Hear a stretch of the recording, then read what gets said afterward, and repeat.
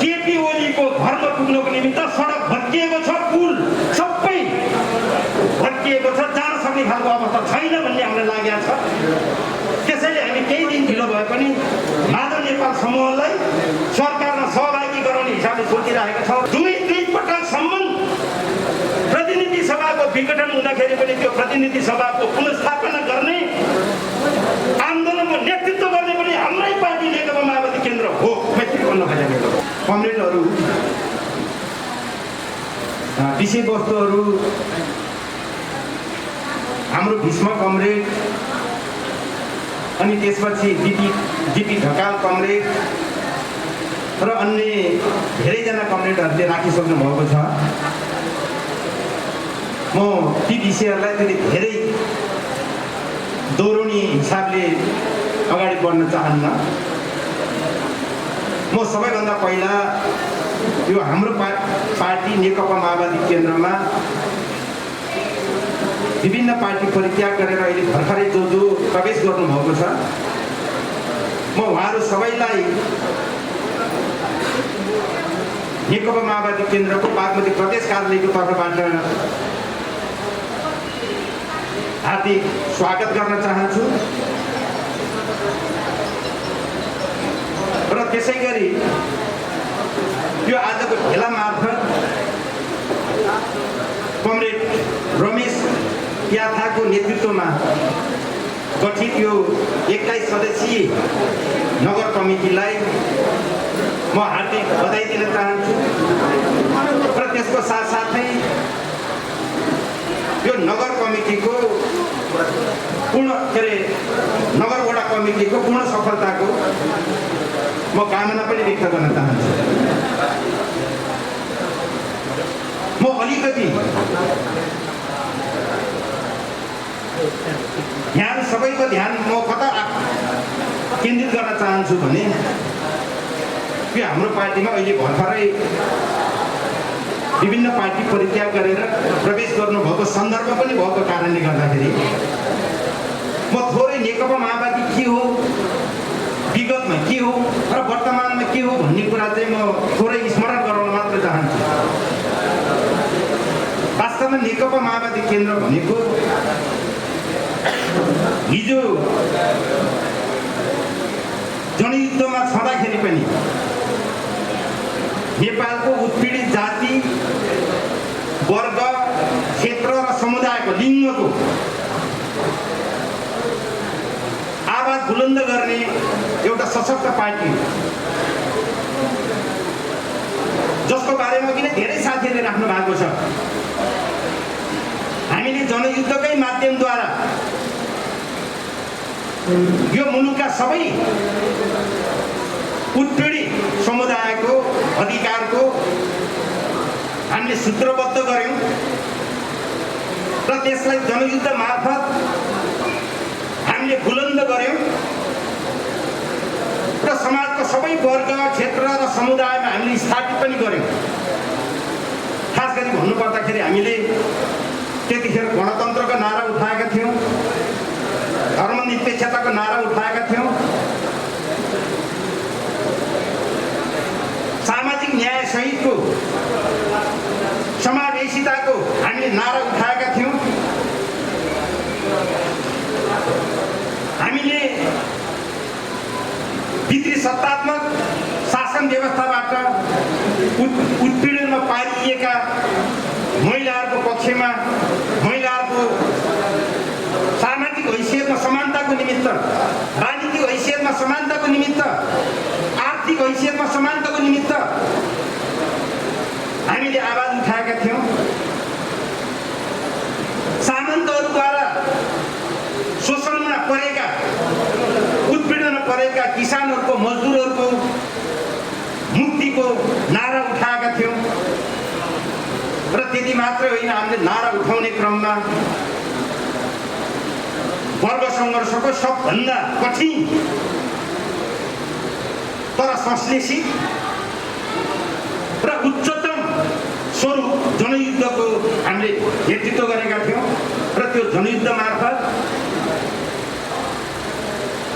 जसले यो यो मुलुकमा सधैँभरि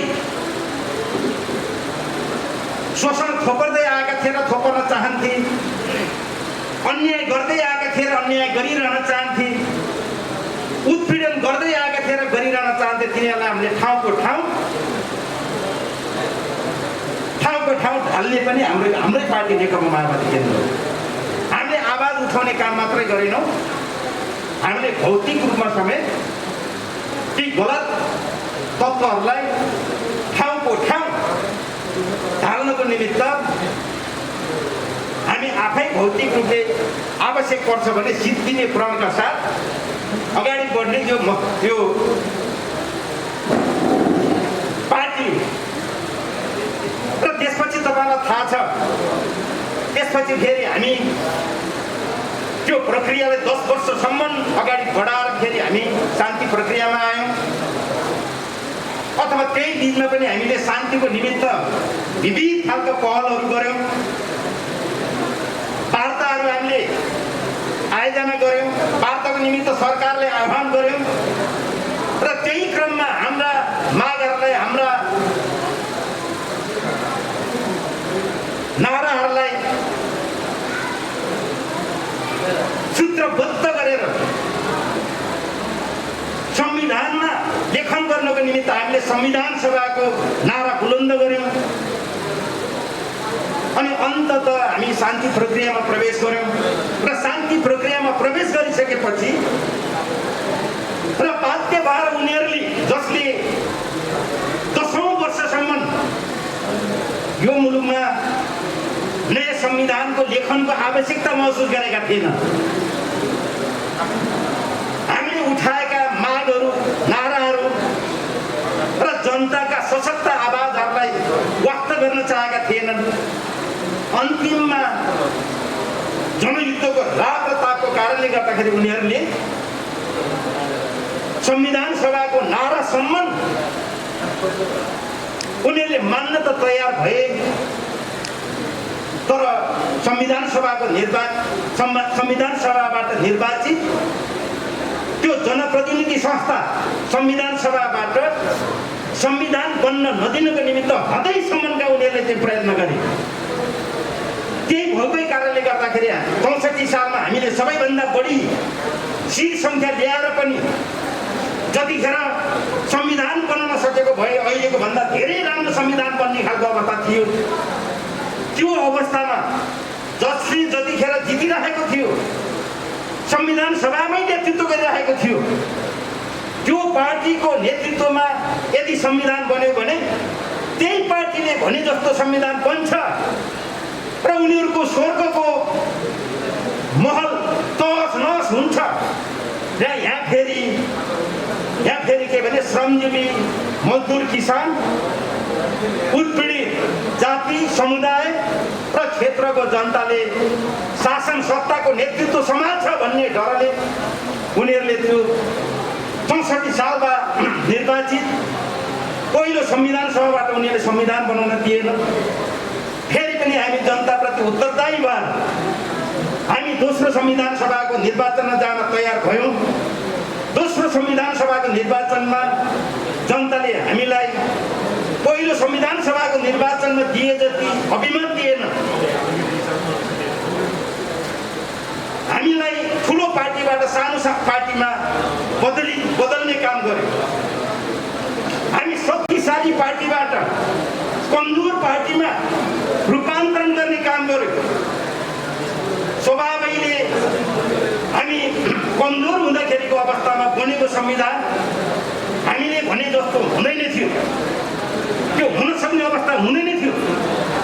तैपनि फेरि के हो भने संविधान सभाबाट संविधान बन्नै नदिने राष्ट्रिय र अन्तर्राष्ट्रिय स्तरका सबै खालका प्रतिक्रियावादीहरूको षड्यन्त्रलाई चिर्दै हामीले कहिले नेकपा माओवादी, नेकपा एमाले नामको पार्टीलाई सरकारको नेतृत्व सुम्पेर, कहिले नेपाली काङ्ग्रेस नामको पार्टीलाई नेतृत्व सुम्पेर उनीहरूलाई विभिन्न किसिमको लोभ, स्वार्थ हामीले उनीहरूलाई चाहिँ अब देखाएर त्यसबाट चाहिँ हामीले संविधान बनाउन हामी सफल भयौँ। र संविधान हामीले भने जस्तो पूर्ण रूपमा हामीले अपेक्षा गरे जस्तो संविधान नबने पनि अहिलेसम्मको नेपालका जति पनि संविधानहरू बनेका छन् ती सबै संविधानहरूको तुलनामा चाहिँ फेरि उत्कृष्ट खालको संविधान बनेको छ, जुन संविधान मार्फत गणतन्त्रलाई संस्थागत गर्ने काम गरेको छ, धर्मनिरपेक्षतालाई संस्थागत गर्ने काम गरेको छ, समावेशी लोकतन्त्रलाई संस्थागत गर्ने काम गरेको छ। त्यसकारणले कमरेडहरू मैले भन्नु खोजेको कुरो के हो भने हिजो जनताको आवाज उठाउने पनि हाम्रै पार्टी यही नेकपा माओवादी अहिले संविधान सभा मार्फत संविधान बनाउनको निमित्त नेतृत्व गर्ने पनि यही हाम्रै पार्टी र संविधान बनिसकेपछि त्यो संविधानलाई क्रियान्वयन गर्ने अहिले जति पनि चाहिँ हामीले प्राप्त गरेका राजनीतिक उपलब्धिहरू छन् त्यसको समेत रक्षा गर्ने त्यो आन्दोलनको त्यो अभियानको नेतृत्व गर्ने पनि हाम्रै पार्टी। तपाईँले देखिरहनु भएको छ अहिले पछिल्लो चरणमा जब हामीले 74 सालको चुनावमा हामीले त्यतिखेर हाम्रो पार्टीको नेतृत्वले के सोच्यो भने संविधान बनाउनु मात्रै हाम्रो अन्तिम उद्देश्य थिएन, त्यो संविधानलाई कार्यान्वयन गर्नु पनि हाम्रो अर्को महत्त्वपूर्ण उद्देश्य हो। हामीले त्यो संविधान कार्यान्वयन गर्ने सरकारको नेतृत्व गर्न पाएनौँ भने त्यो संविधान सही ढङ्गले कार्यान्वयन नहुन सक्छ। राजनीतिक परिवर्तन पछिको सरकारमा हाम्रो सहभागिता भएन भने राजनीतिक रूपले हामीले प्राप्त गरेका उपलब्धिहरूको रक्षा नहुन सक्छ भन्ने उद्देश्यका साथ नेकपा एमाले जस्तो घोर दक्षिणपन्थी, घोर सुधारवादी, अवसरवादी पार्टीसँग पनि कमसे कम यो पार्टीको फेरि वरिपरि चाहिँ कम्युनिस्ट नाम गरेको यो ट्रेडमार्क जो छ, यो कम्युनिस्ट नाम गरेको ट्रेडमार्कमा आकर्षित भएर हजारौँ लाखौँ सङ्ख्यामा श्रमजीवी जनताहरू पनि छन् र त्यो पार्टीभित्र पनि केही तुलनात्मक हिसाबले राम्रा मान्छेहरू पनि छन्। साँच्चै नै कम्युनिस्ट पार्टी कम्युनिस्ट व्यवस्था ल्याउन चाहने मान्छेहरू पनि छन्। त्यसकारणले तिनीहरूसँग हामीले गठबन्धनको माध्यमद्वारा निर्वाचनमा जान सक्यौँ भने हामीले बहुमत ल्याउन सक्छौँ र सरकार बनाउन सक्छौँ र त्यो सरकारमा हामी पनि हुन्छौँ भन्ने हिसाबले हामीले गठबन्धनको निर्वाचनमा जाने प्रण गऱ्यौँ। त्यो अनुसार जनताले अनुमोदन पनि गरे, करिब 2/3 बहुमत दियो। हामीले सरकार निर्माण गऱ्यौँ। त्यतिखेर हामीले केपी शर्माको सरकार भनेका थिएनौँ, त्यतिखेर गठबन्धनको सरकार निर्माण गऱ्यौँ र जनताले हामीलाई जसरी अनुमोदन गरे, साथ दिए, समर्थन दिए, विश्वास गरे, त्यसलाई हामीले के पनि सोच्यौँ भने यो कम्युनिस्ट एकताको निमित्त एउटा आधार पनि हो, कम्युनिस्ट एकताको निमित्त एउटा चाहिँ दबाब पनि हो, कम्युनिस्ट एकताको निमित्त यो महत्त्वपूर्ण अवसर पनि हो भनेर फेरि हामीले 75 सालको जेठ 3 गते दुई कम्युनिस्ट पार्टीहरूको बिचमा हामीले पार्टी एकता पनि गऱ्यौँ र तपाईँलाई पछि आइसकेपछि धेरै कुराहरू दोहोरिन सक्छन्। तर हामीले भने जस्तो काम, हामीले सोचे जस्तो काम, जनताले विश्वास गरे जस्तो र चाहे जस्तो काम केपी ओलीको नेतृत्वमा रहेको सरकारले गर्न सकेन होइन, उसले गर्न चाहेन। एउटा कुरो के तपाईँले केही स्मरण गर्न जरुरी छ भने जतिखेर पार्टी एकता भएको थिएन, गठबन्धनको आधारमा सरकार मात्रै बनिरहेको थियो, त्यतिखेर के सहमति भएको थियो हाम्रो पार्टी र नेकपा एमालेको बिचमा भने त्यो सरकारको नेतृत्व पनि आधा गर्ने भनेर भनिएको थियो। त्यो मौखिक सहमति होइन, लिखित सहमति भएको थियो। तर के हो भने अन्तिममा गइसकेपछि हाम्रो पार्टी अध्यक्ष कमरेड प्रचण्डले मलाई प्रधानमन्त्री मात्रै बन्नु छैन, प्रधानमन्त्री त म दुई चोटिसम्म बनिसकेका छु भन्ने उहाँको पनि सोच थियो। हामीले पनि के भन्यौँ भने तपाईँ प्रधानमन्त्रीको लागि त्यहाँ लागि नपर्नु, तपाईँ कुनै पनि नेपालको प्रधानमन्त्रीको भन्दा कम हैसियत छैन, तपाईँ त्यसै महान हुनुहुन्छ। तपाईँले त्यो मात्रै प्रधानमन्त्री बन्नुको निमित्त हिजोको चाहिँ त्यो सहमति, हिजोको चाहिँ हाम्रो लिखित चाहिँ सम्झौता भनेर तपाईँ त्यतिखेर प्रवेश नगर्नु।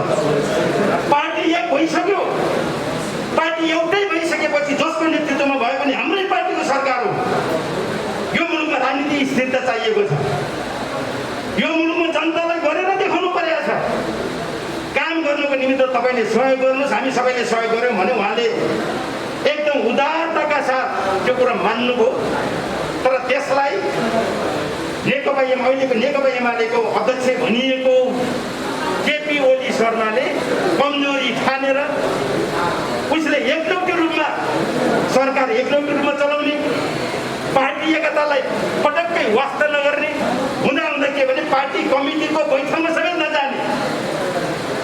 पार्टी कमिटीको बैठकमा गइसकेपछि आफू अल्पमतमा परिन्छ र बहुमतको निर्णय चाहिँ अब मान्न बाध्य हुनुपर्छ र आफू चाहिँ कमजोर भएको चाहिँ साबित हुन्छ भन्ने खालको चाहिँ अब उसले महसुस गरेर हुँदाहुँदा अन्तिममा उसले के ठान्यो भने हाम्रो पार्टीको बहुमत रहेको नेकपा नेपाल कम्युनिस्ट पार्टी नेकपाको बहुमत रहेको सदनलाई समेत आफ्नो स्वार्थ अनुकूल प्रयोगमा आउन नसक्ने देखिसकेपछि दुई पटकसम्म सदनको पनि चाहिँ उनले विघटन गर्यो। यो कुरा न संविधानमा उसले अधिकार दिएको छ। नेपालको संविधान बनाउँदाखेरि के भनिएको छ भने विगतको लामो समयसम्मको सरकार चुनाव हुने, सरकार बन्ने अनि त्यसले पूर्ण कार्यकाल प्राप्त व्यतीत गर्न नपाउँदै त्यो सरकार ढल्ने अनि फेरि चुनाव हुने, फेरि सरकार ढल्ने, फेरि चुनाव हुने, फेरि सरकार बनाउने ढल्ने, यो लामो श्रृङ्खलाबाट नेपालमा जुन खालको चाहिँ क्षति बेहोर्नु पर्ने खालको अवस्था सिर्जना भयो राजनीतिक अस्थिरताको कारणले गर्दाखेरि त्यसको अन्त्य गर्नको लागि भनेर संविधान बनाउँदाखेरि त्यो प्रतिनिधि सभाको विघटनको कुनै कल्पनै गरिएको छैन। मात्रै हाम्रो संविधानको धारा 76 उपधारा 1 मा, उपधारा 2 मा, उपधारा 3 मा, उपधारा 4 सम्म प्रतिनिधि सभा विघटनको कुनै किसिमको प्रावधान छैन। एकबाट सरकार बन्न सकेन, उपधारा 2 बाट सरकार बन्न सकेन, 3 बाट सरकार बन्न सकेन र उपधारा 4 बाट पनि सरकार बन्न सकेन भने चाहिँ र अनि 5 मा गइसकेपछि 5 मा अन्तिम अवसर दिइन्छ र त्यो 5 मा पनि बनेको सरकार, त्यो 5 अन्तर्गत बनेको सरकार पनि बहुमत प्राप्त गर्न सकेन भने चाहिँ अनि त्यतिखेर मात्रै प्रधानमन्त्रीको सिफारिसमा राष्ट्रपतिले प्रतिनिधि सभाको विघटन गर्ने प्रावधान राखेको छ, व्यवस्था गरिएको छ। यो पनि छैन। यी सबै कुराहरू भएको कारणले गर्दा तपाईँलाई मैले भन्न खोजेको यहाँनिर के भने दुई पटकसम्म प्रतिनिधि सभाको विघटन हुँदाखेरि पनि त्यो प्रतिनिधि सभाको पुनर्स्थापना गर्ने आन्दोलनको नेतृत्व गर्ने पनि हाम्रै पार्टी नेकपा माओवादी केन्द्र हो। मैत्री भन्न खोजेको आन्दोलन मात्रै गरेन, संविधान बनाएन मात्रै, त्यो संविधान कार्यान्वयन गर्ने प्रक्रियाको नेतृत्व पनि गर्ने र अहिले यो संविधान पुनर्स्थापना अथवा नेकपा तत्कालीन प्रधानमन्त्री केपी शर्मा ओलीको यो प्रतिगमनकारी हरकतहरूको विरुद्धमा सशक्त रूपले लड्ने पार्टी लड्ने आन्दोलनको नेतृत्व गर्ने पनि हाम्रै पार्टी अहिले भन्नुहुन्छ भने यो सरकारको नेतृत्व पनि हाम्रै पार्टीले गरिरहेको छ। औपचारिक हिसाबले त नेपाली काङ्ग्रेसले गरिरहेको छ, औपचारिक हिसाबले त प्रधानमन्त्री पनि नेपाली काङ्ग्रेसकै सभापति शेरबहादुर देउवा हुनुहुन्छ। तर व्यावहारिक हिसाबले हेर्नुहुन्छ भने त्यसको नेतृत्व हामीले नै गरिरहेको छ।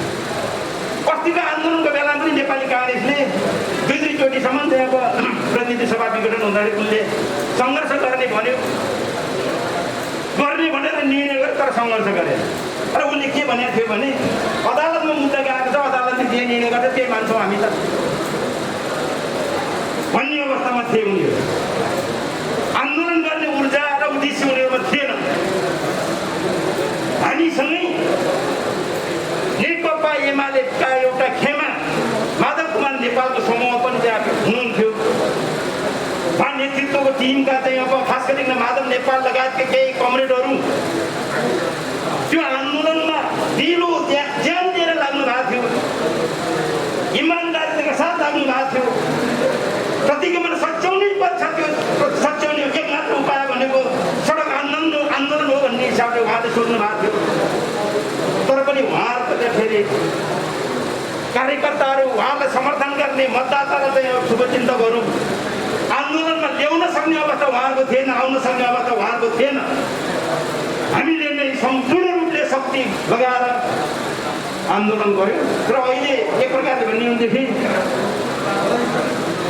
अब मैले किन के पनि भने अहिले एक प्रकारले भन्ने हो भनेदेखि यो अहिलेको यो सरकार पुनर्स्थापना के अरे संसदको पुनर्स्थापनादेखि लिएर यो नयाँ सरकार बनाउने प्रक्रियासम्मको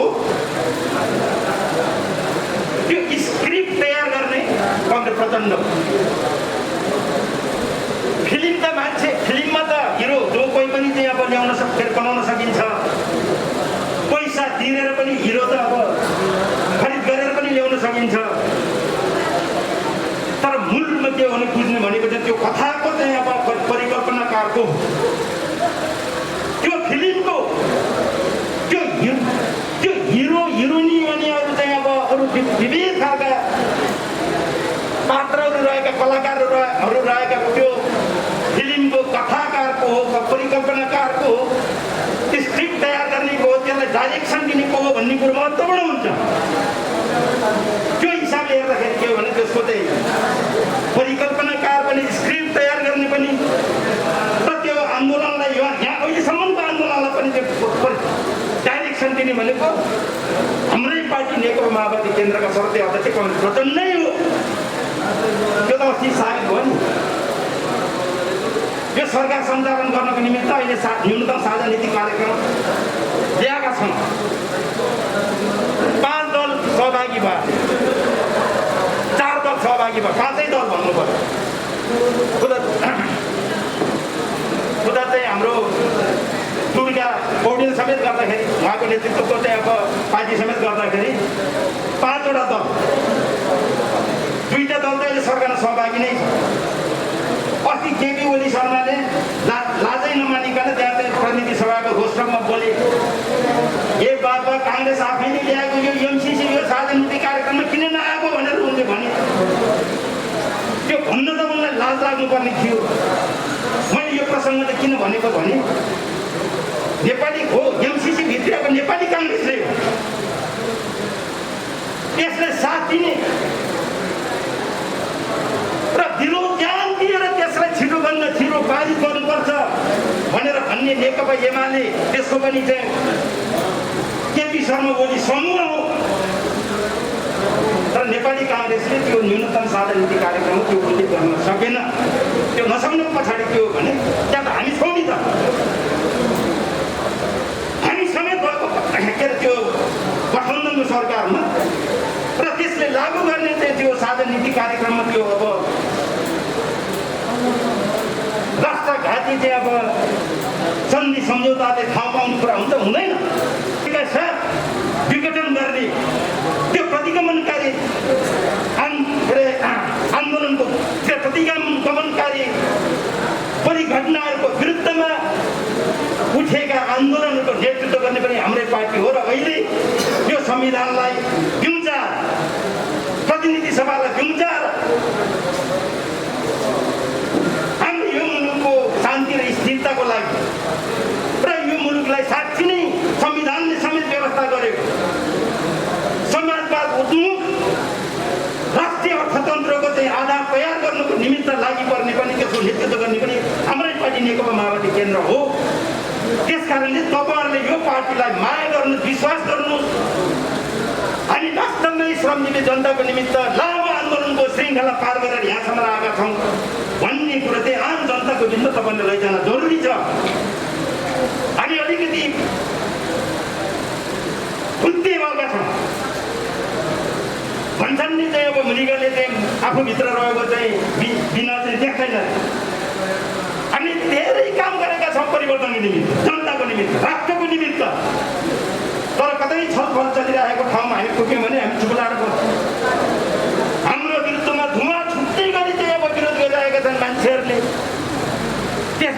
पार्टीले गरेको कामको बारेमा त्यसको चाहिँ जनताको हितमा गरेको चाहिँ अब त्याग बलिदान र हामीले प्राप्त गरेको उपलब्धिहरूको बारेमा हामीले कम बोलिराखेका छौँ। त्यसतिर पनि तपाईँहरू चाहिँ ध्यान दिएर आम जनताको बिचमा जान जरुरी छ।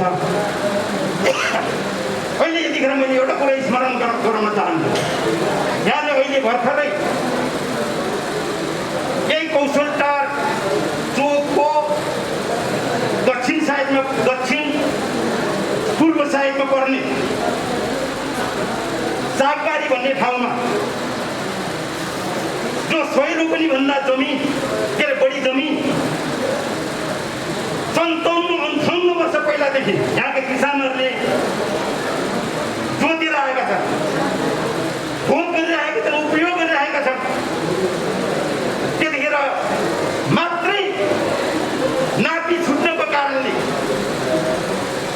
त्यहाँका किसानहरूले लाल पूर्जा दिन नसक्नुको मात्रै कारणले त्योभन्दा अगाडिदेखि नै चाहिँ भोग चलन गर्दै आएको, तिरोधिरान गर्दै आएको त्यो प्रमाणसहित भएको त्यस्तो किसानहरूले के अरे जोतपोत गरिरहेको जमिन चाहिँ व्यवस्थापन गर्नेतिर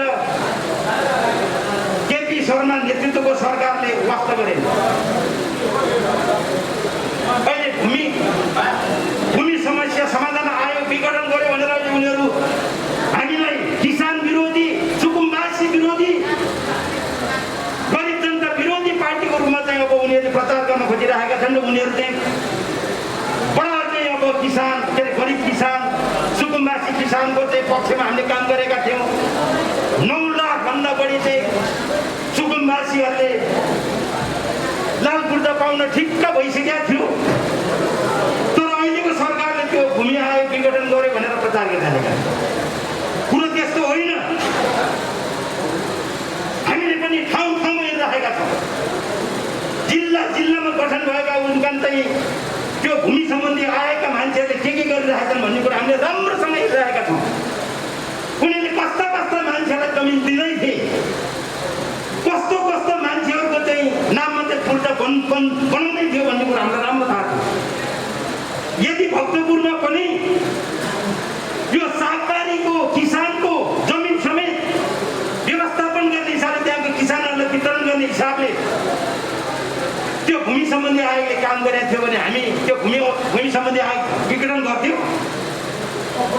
भनेकै के छ भने योभन्दा अगाडिको सरकारले के अरे नीति बनाउँदाखेरि 10 वर्षभन्दा बढी कोही किसानले या कोही नेपालीले सार्वजनिक जग्गा चर्चेर बसेर छ भने त्यो जमिन पनि उसकै नाममा दिइदिने भनेर नीति बनायो। सार्वजनिक जमिन समेत, त्यो सागबारी त सार्वजनिक जमिन होइन, त्यो त किसानको आफ्नै जमिन हो।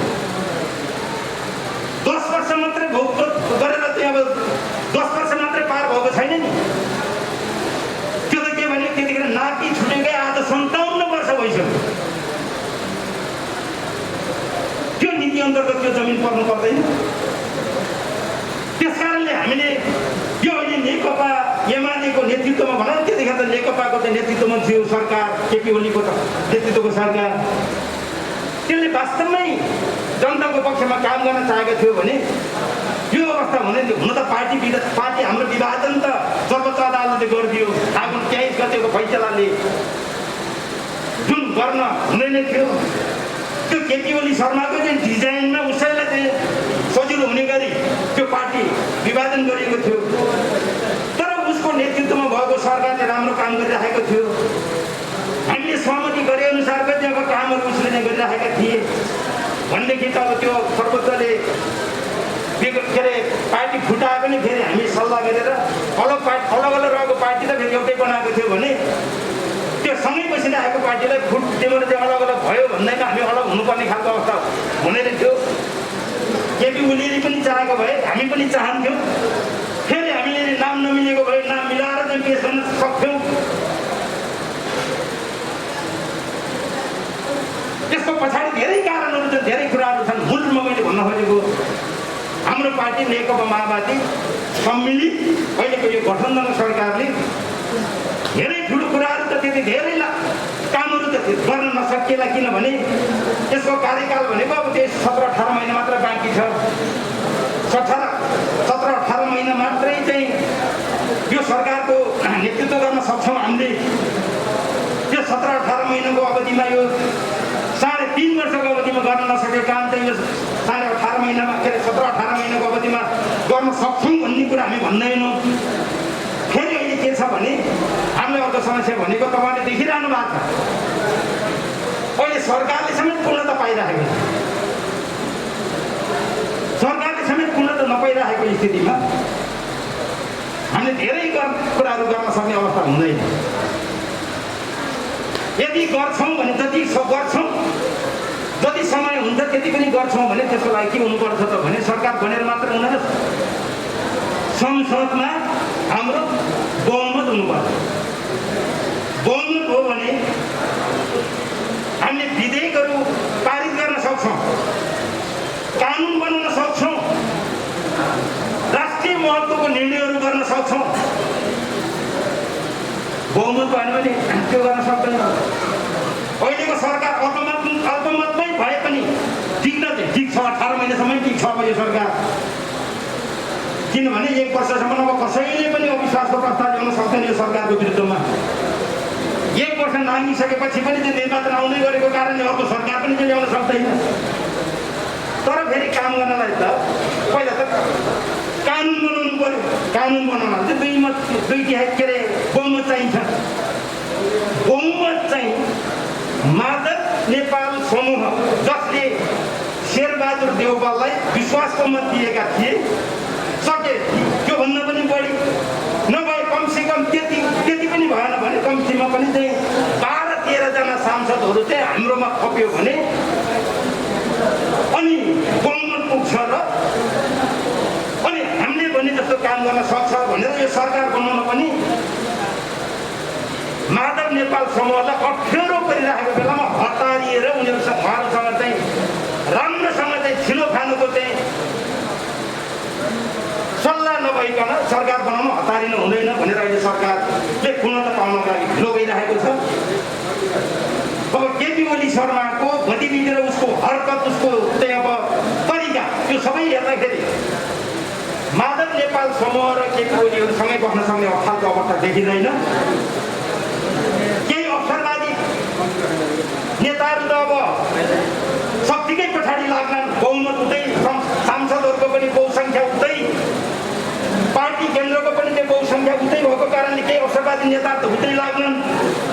तर धेरै इमान्दार माधव नेपाल लगायतका अन्य इमान्दार नेता कार्यकर्ताहरू चाहिँ केपी ओलीको घरमा पुग्नको निमित्त सडक भत्किएको छ, पुल सबै भत्किएको छ, जान सक्ने खालको अवस्था छैन भन्ने हामीलाई लागेको छ।